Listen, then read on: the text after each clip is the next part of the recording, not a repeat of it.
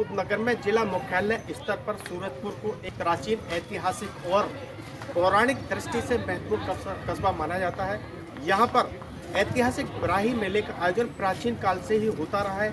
इस बार भी प्राचीन कालीन बराही मेले का आयोजन 1 अप्रैल से लेकर 13 अप्रैल के बीच होने वाला है। इस बराही मेले में लोक गायन कला, रांगड़ी और इसके अलावा जो कुश्तियाँ हैं, ये खेल तमाशे यहाँ पर आपको देखने को मिलेंगे। यहाँ पर आज बराही मेले का आयोजन करने वाली शिव मंदिर सेवा समिति की ओर से प्रेस कॉन्फ्रेंस कर जानकारी साझा की गई है। आइए सुनिए क्या प्रेस कॉन्फ्रेंस का आयोजन कर समिति की ओर से क्या जानकारी साझा की गई, क्या इस बार कार्यक्रम होंगे और किस तरह से यहाँ पर खेल तमाशे और पूरी जानकारी आपको सुन। सलाह जी, आप ये बराही मेले का आयोजन करने वाली जो संस्था है शिव मंदिर सेवा समिति के महामंत्री हैं और आप बहुत मेहनत करते हैं और आप कई रचनाएं भी लिख चुके हैं, तो क्या कहना चाहेंगे? और देखिए, शिव मंदिर सेवा समिति का प्रत्येक कार्यकर्ता बहुत ही मेहनत से लगा हुआ है, जी जान से लगा हुआ है, बहुत ही लगन के साथ में लगा हुआ है। और वैसे मैं ये कहना चाहूँगा, 4 पंक्ति हैं, पढ़ना चाहूँगा आपके सामने कि वैसे तो 1 अप्रैल से निरंतर 13 अप्रैल तक आप बहुत ही अच्छे कार्यक्रमों का आनंद लेंगे। तो सूरजपुर की पावन धरती मुक्ति का उजियारा है, माँ बराही का आंचल देखो हम सबको प्यारा है। चैत्र मास की उजली रातें, श्रद्धा का सैलाब बढ़ा, हर सनातनी के माथे पर केसरिया का रंग चढ़ा। कहाँ गूंजती है रागनी, कहीं गूंजती है रागनी, कहीं स्वांग का डेरा है, स्वांग होते थे ना, कहीं स्वांग का डेरा है, पीपल की शीतल छाव में अपनों का बसेरा है। वो माता बराही सरोवर है, अमृत की एक धारा है, जिसने डुबकी लगाई यहाँ उसका हर कष्ट हारा है। ढोल नगाड़े शंख की ध्वनि और जयकारों का शोर है, बराही माता के चरणों में खिंचा आता चित चोर है। झूलों की मस्ती, खिलौनों की दुकान और बचपन की वो बातें, इस मेले की यादों में कटती हैं मीठी रातें।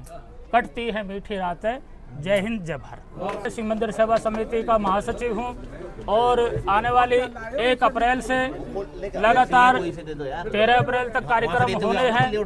तो 1 अप्रैल को प्रातः 10 बजे हवन किया जाएगा, यज्ञ किया जाएगा। शाम को 4:30 बजे शिव मंदिर सेवा समिति के अध्यक्ष आदरणीय धर्मपाल भाटी जी के कर कमलों द्वारा ध्वजारोहण किया जाएगा। उसके बाद में धर्मवीर भाटी एंड पार्टी के द्वारा यहाँ भजनों का कार्यक्रम होगा। पहला दिन हमारा भक्ति में रहता है। दूसरा दिन यानी कि 2 अप्रैल को शेख चिल्ली की पार्टी द्वारा रागनियों का और कॉमेडी का कार्यक्रम रहने वाला है। 3 अप्रैल को मनोज कारना एंड पार्टी के द्वारा रागनियों का रंगारंग कार्यक्रम होने वाला है। 4 अप्रैल को हरिंदर एंड पार्टी के द्वारा रागनियों का कार्यक्रम होगा। 5 अप्रैल को ज्ञानेंद्र सरदना एंड पार्टी के द्वारा रागनियों का कार्यक्रम होगा। 6 अप्रैल को तरुण बालियान एंड पार्टी के द्वारा रागनियों का कार्यक्रम होगा। 7 अप्रैल को होली संगीत कार्यक्रम होगा और 8 अप्रैल को जयवीर भाटी, सुरेंद्र भाटी एंड पार्टी के द्वारा रागनियों का कार्यक्रम होगा। 9 अप्रैल को बलराम बैसला एंड पार्टी के द्वारा रागनियों का कार्यक्रम होगा और 10 अप्रैल को कालू इंदौर एंड पार्टी के द्वारा रागनियों का कार्यक्रम होगा। 11 अप्रैल को कवि सम्मेलन और 12 अप्रैल को सक्कू कुमारी, राजस्थान से पार्टी है, संतराज नागर और सक्कू, उनके द्वारा रागनियों का कार्यक्रम होगा। 13 अप्रैल को कुश्तियों का विशाल इनामी दंगल होगा, जिसमें इनाम है 101 रुपये से लेकर के 1,51,101 रुपये। ये स्थल कहाँ है? कोई यहाँ पे पहुँचना चाहे बराही मेला में कैसे पहुँच सकता है? लोकेशन आप अगर बराही मंदिर अगर लोकेशन ढूंढेंगे तो गूगल मैप पे आ जाएगी। बराही मेला अगर आप डालेंगे तो गूगल मैप पे आ जाएगी।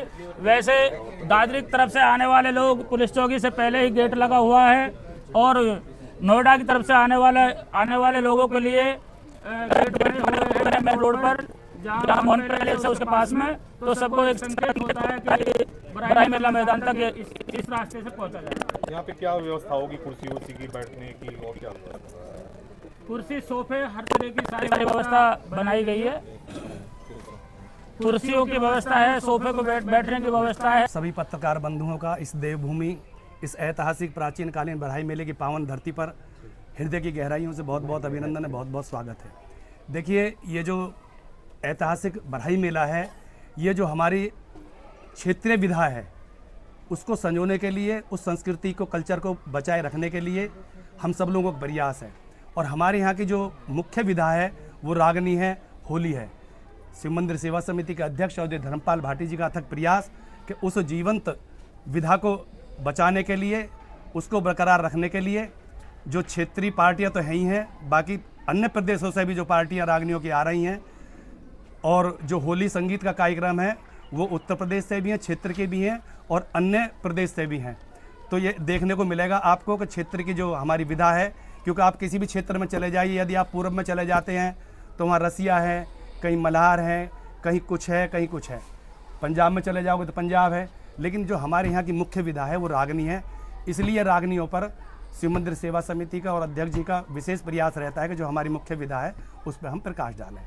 यहाँ पर साफ़ सफाई का जो हमारे लगभग 50 वॉलंटियर हैं वो दिन रात लग करके यहाँ साफ़ सफाई और पूरा प्रयास करते हैं कि हर एक जो व्यक्ति आए, आगंतुक आए, उसका हम अच्छे तरीके से तहे दिल से इस्तकबाल करें, उसका अभिनंदन करें, स्वागत करें, किसी भी यात्री को कोई परेशानी ना हो और किसी भी कलाकार को यहाँ आने पर कोई परेशानी ना हो, इस सब का हम प्रयास करते हैं। पुनः आपका हृदय की गहराइयों से बहुत बहुत अभिनंदन, बहुत बहुत स्वागत।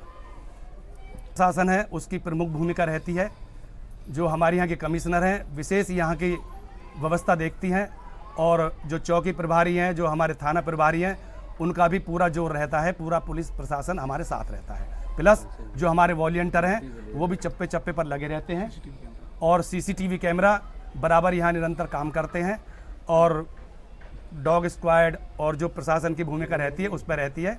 और प्लस जो आप हमारे पत्रकार बंधु हैं, जो हमारे चौथे स्तंभ हैं, उनकी भी निगाह बरकरार रहती है। तो हमारा अनुमान रहता है लगभग 5 बजे से लेकर रात्रि 2 बजे तक वो लगभग लाखों आदमियों का प्रयास रहता है, क्योंकि यहाँ ये आप अतिथि मंच जो है, यहाँ से कल्चर प्रोग्राम चलता है, एक दूसरा मंच है वहाँ से प्रोग्राम चलता है, मीना बाजार है, उसके बाद साथ में जो झूला है, सर्कस है, अन्य प्रोग्राम है, उसमें सब मिला के पब्लिक आती रहती है और जाती रहती है। लगभग अनऑथराइज सूरजपुर की जो आबादी है लगभग 2.5 से 3 लाख है।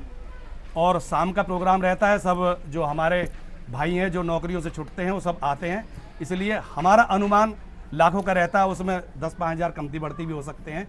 लेकिन जो LIU का और पत्रकार बंधुओं का हमारे इलियास भाई हैं, उनका अनुमान है कि ये पश्चिम उत्तर प्रदेश का पहला ऐसा मेला है जहाँ इतनी भीड़ रहती है। कुछ खास क्या कार्यक्रम होंगे ये तो बता। जलपरी जो होती है वो चलेगी,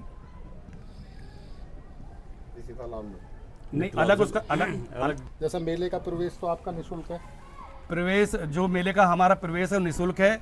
जो हमारे कल्चर प्रोग्राम चलते हैं उसका भी जो वो भी निःशुल्क है, संस्कृति मंच का भी निःशुल्क है। लेकिन जो प्रोग्राम चलते हैं, जो झूले वाले हैं, वो अपना शुल्क लेते हैं।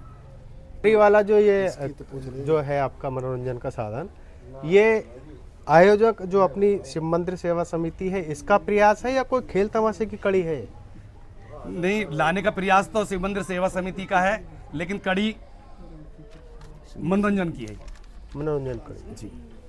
ये जो आपने मीना बाजार बताया, ये क्या आंकड़ा क्या आधारित है? 1 लाख सबसे जो लास्ट कुश्ती होगी, सबसे जो आखिरी दंगल होगा, उस पर इतना इनाम होगा।